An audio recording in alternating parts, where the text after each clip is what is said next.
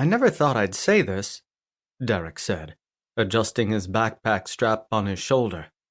But I am really glad everybody's not wearing leather right now. No shit.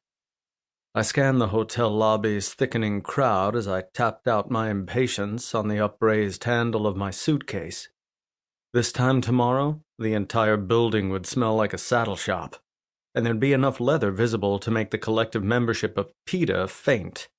Just the thought would normally make my mouth water. Right now, not so much, because it was 97 degrees outside and the hotel's air conditioner had picked this afternoon to crap out. Though I wouldn't have guessed it prior to this moment, I realized then that if there was anything worse than standing in a long, slow-moving line, it was standing in a long, slow-moving line in a sweltering lobby surrounded by sweaty men in hot leather. For the time being, there were a few people in leather, but mostly shorts and t-shirts. More shirts came off as more people crowded into the lobby. Between the growing crowd and the thick black curtains covering all the windows to prevent passers-by from seeing anything offensive this week, the temperature was rising by the minute. Taped to a post, a photocopied sign tried to placate us.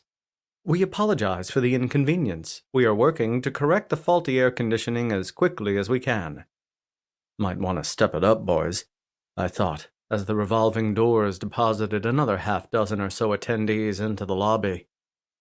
At least most of us could improvise if the heat lingered tomorrow. It would still be unpleasant, but we could just strip off layers, until no one was wearing anything but bondage harnesses and hot pants. Half the guys would be almost naked most of the time anyway.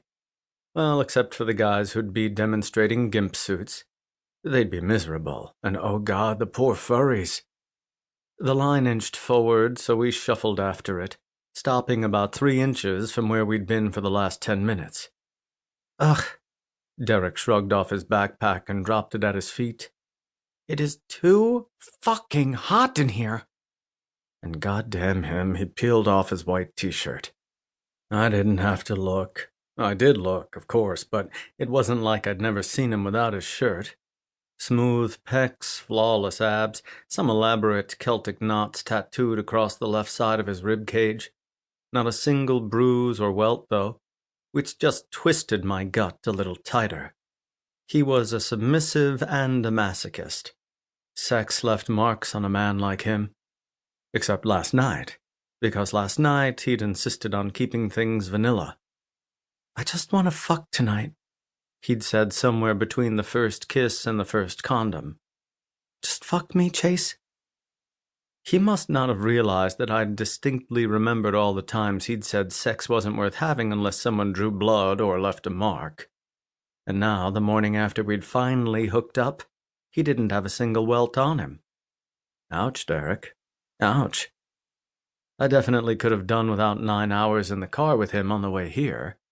Hooking up last night meant I'd spent all damn day today obsessively wondering why a kinky sub like him was fine having plain, vanilla sex with me, but nothing more. Having him right beside me while I gnawed on those thoughts was less than comfortable. Correction, standing in a slow-moving line, a sweltering lobby may have sucked, but it didn't get any worse than checking into a week-long convention that promised to be as sexually charged as they ever were, during which I'd be sharing a room with the submissive I'd fucked last night, but hadn't actually topped, even though I'd wanted to. And I was still licking my wounds from my last sub, deciding he'd rather...